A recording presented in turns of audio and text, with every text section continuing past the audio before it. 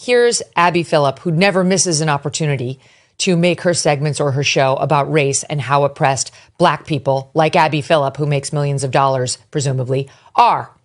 Here she is in SOT 3. Certain people have been looking for an opportunity to find a case like this, to make a point like this. I want to play, this is Charlie Kirk, why he says this hasn't gotten a lot of attention. A white Ukrainian refugee was murdered just because she was white. Everybody knows that, obviously. If a random white person simply walked up to and stabbed a nice, law-abiding Black person for no reason, it would be an apocalyptically huge national story used to impose national sweeping political changes on the whole country. Instead, Megyn Basham, no one seems to care when a white woman gets stabbed to the death. Wow.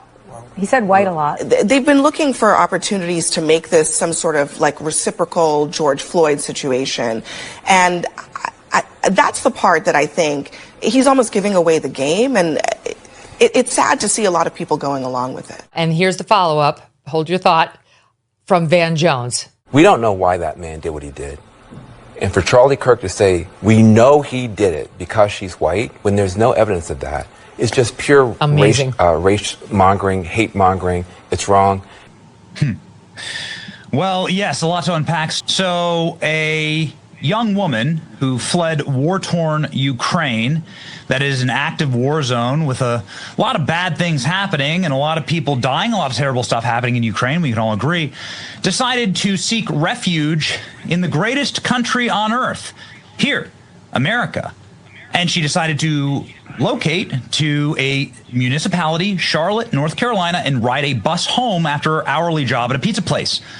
But little did she realize that in this country, there is something arguably as or more deadly than the war zone that she fled, Steve, which is restorative justice and woke judicial policies, which allows for monsters and animals to roam among us, approximately 1% of the population, to terrorize 99% of the population, and she was stabbed through her throat. Have a right to violence.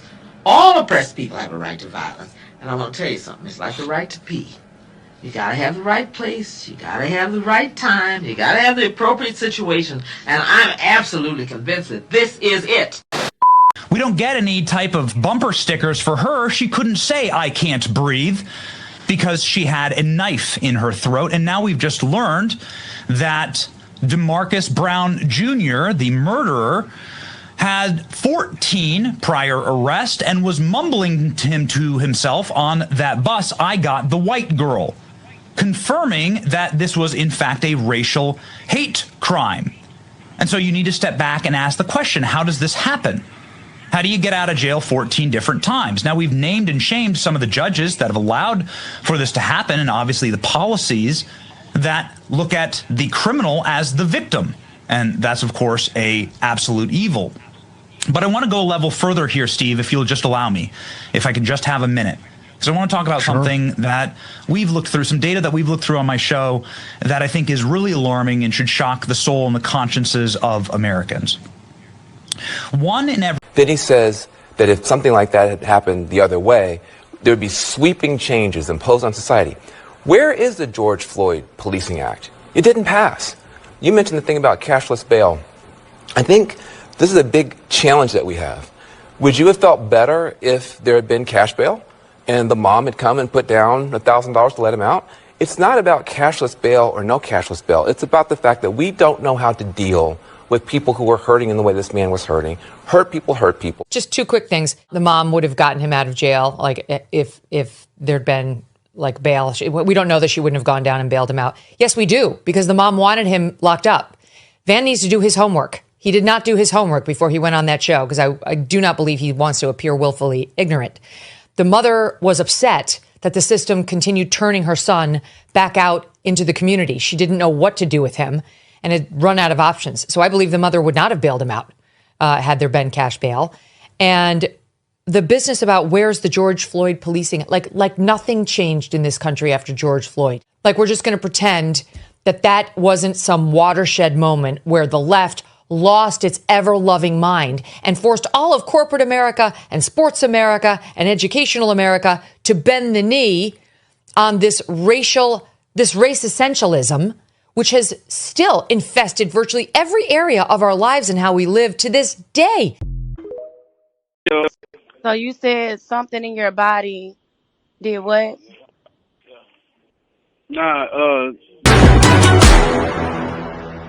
And here we go. The family of the Ukrainian refugee killed on a Charlotte train last month is speaking out for the first time as we see more video of the horrific crime. Right, of what happened afterwards. The newly released video shows the aftermath of the shocking attack that's now being prosecuted on the federal level. Lucas Thomason joins us live with the latest. Good morning, Lucas. Good morning, guys. The family of Irina Zarutska is speaking out for the first time after the brutal murder of that 23-year-old Ukrainian refugee on a train in Charlotte. Here's the statement. We are heartbroken beyond words. Irina came here to find peace and safety, and instead, her life was stolen from her in the most horrific way. No family should have to go through this. This could have been anyone riding the light rail that night. We are committed to making sure this never happens again. And the suspect's half-brother speaking out, telling the New York Post that Carlos Brown should not have been allowed in public.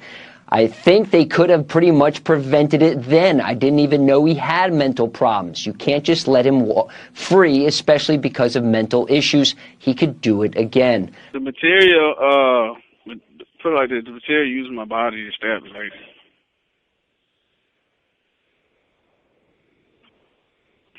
And so she just got stabbed.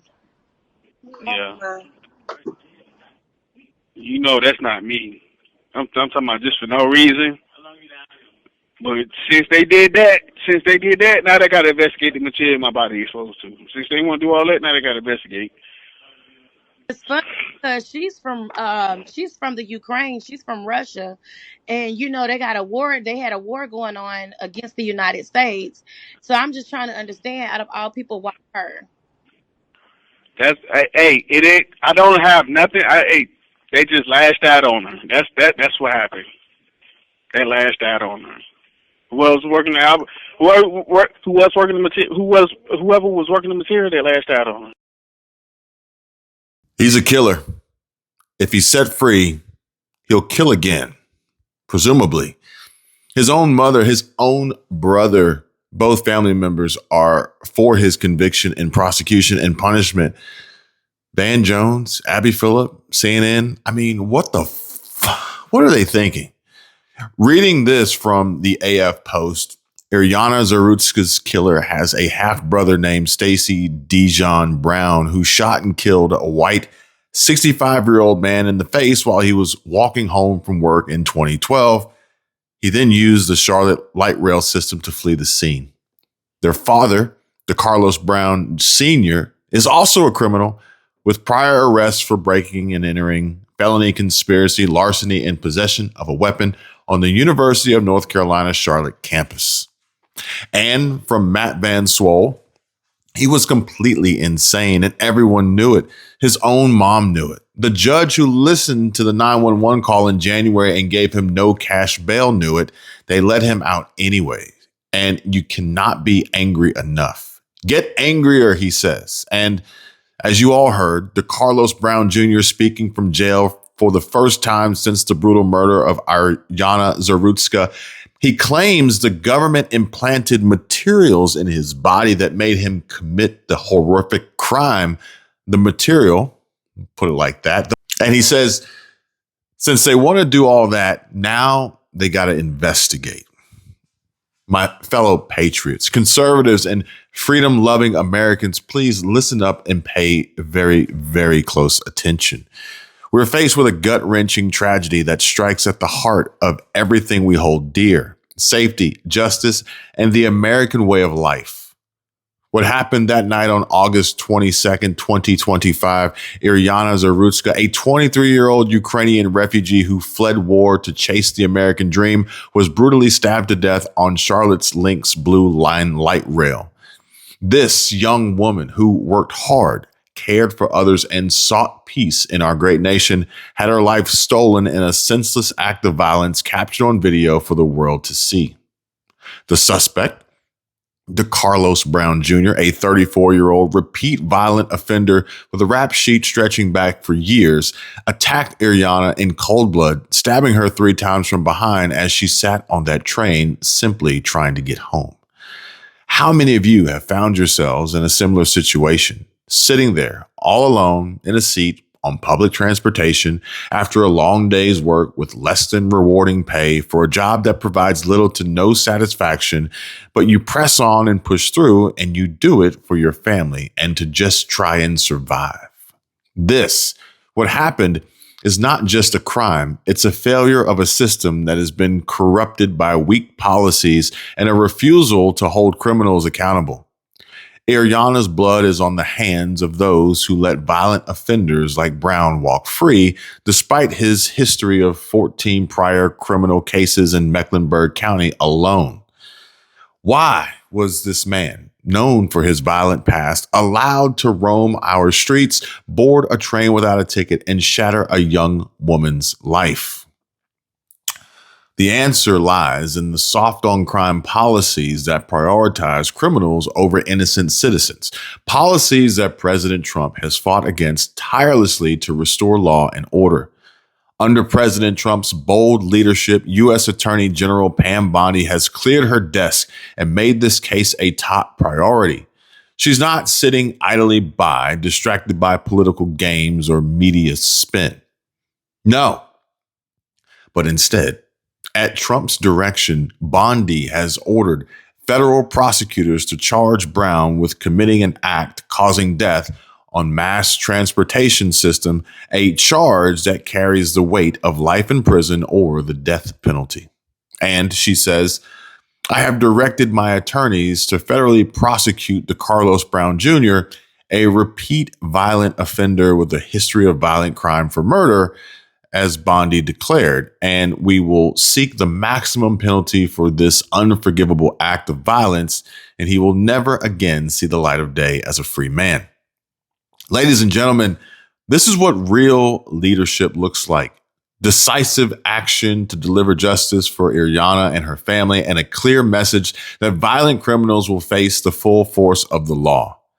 President Trump himself condemned this heinous act, stating, and I quote, "The brutal attack on Ariana Zarutska on the Charlotte light rail was a disgraceful act that should have never happened in America." And he's right. This should never happen in our country, where hardworking people like Ariana should feel safe riding a train home from work. FBI Director Kash Patel echoed this, saying, the FBI jumped to assist in this investigation immediately to ensure justice is served and the perpetrator is never released from jail to kill again. And this deserves far more recognition, as this is the Trump administration at work. This is what we voted for, prioritizing the safety of Americans and ensuring monsters like Brown face consequences.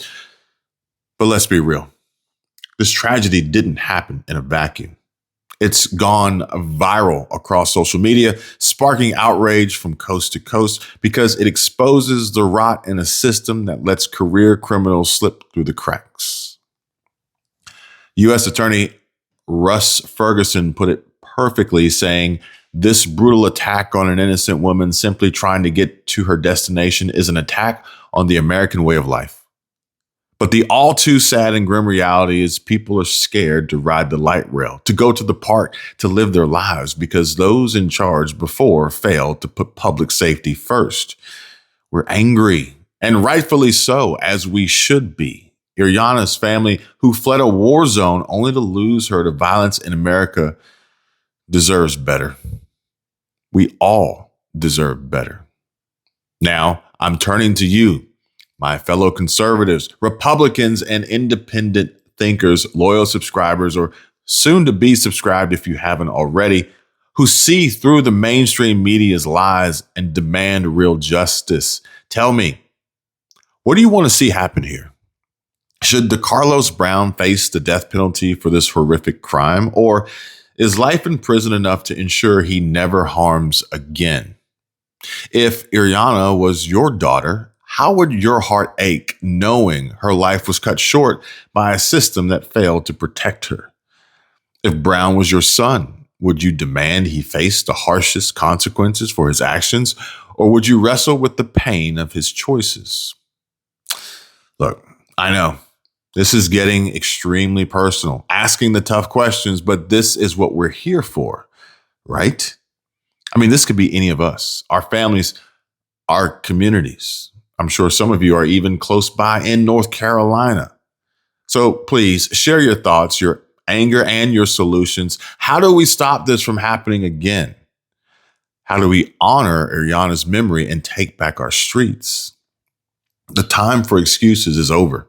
President Trump and Attorney General Bondi and FBI Director Kash Patel, they're all stepping up, but they need our support to keep pushing for a justice system that puts victims first. Let's peacefully and effectively channel our outrage into action. Please comment below, share this story, this video, and demand accountability from those who let this happen.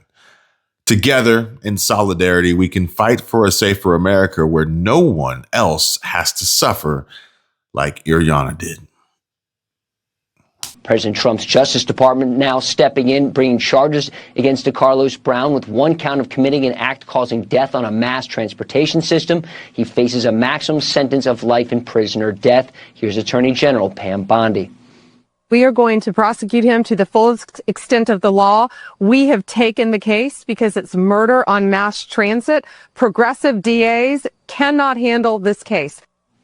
Here's FBI agent James Barnacle in Charlotte. The system has failed us in this case. There is no doubt.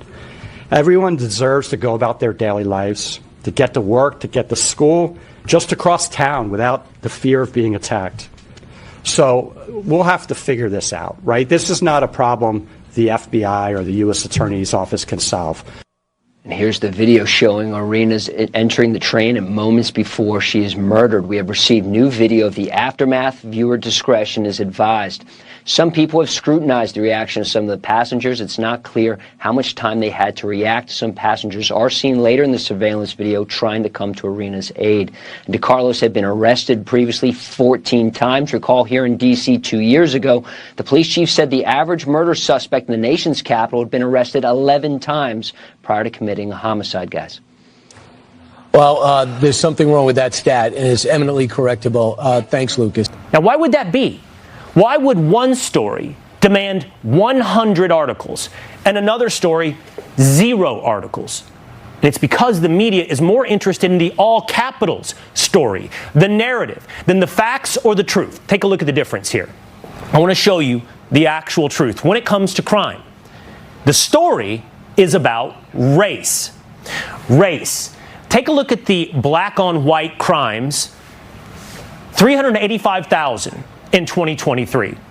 The white on black crimes, just under 118,000. You see the comparative numerical difference. But now here's what the media actually does. They did what our camera operator just began to do a moment ago. I'm going to step out of the way. I'm going to show you literally what the media does with a camera.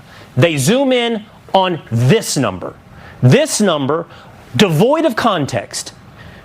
But even that number doesn't tell the full story, as we all know and have already seen multiple instances where, let's just say, newly inputted docket information for criminals lists all sorts of various races and skin color and ethnicity and nationalities that don't necessarily match the perpetrator. Yeah, so there's that, folks. And if you are interested in saving money, specifically on your Medicare, then make sure you give our friends at Chapter a call. And I want you guys to really, really pay attention here, because it's come to my attention that most seniors are not on the best Medicare plan. They're either overpaying for the same coverage they could get elsewhere, or they don't have the coverage they need in an emergency. Chapter can review your options in under 20 minutes. It's fast, it's simple, it's easy, and it's free. If you're already on the best possible plan, they'll tell you they're unbiased and they're purely here to help folks, seniors, save money on healthcare, on average $1,100. And If you're not on the right plan, they'll help you switch, even if it's to a plan that pays them nothing. Again, unbiased, folks. This is unique and unlike any other Medicare provider out there. And this is exactly why we love Chapter so much, because they're literally just trying to help people. Chapter works for you, not big insurance or the government. And there's no pressure, just honest, free advice from professionals who know Medicare inside and out.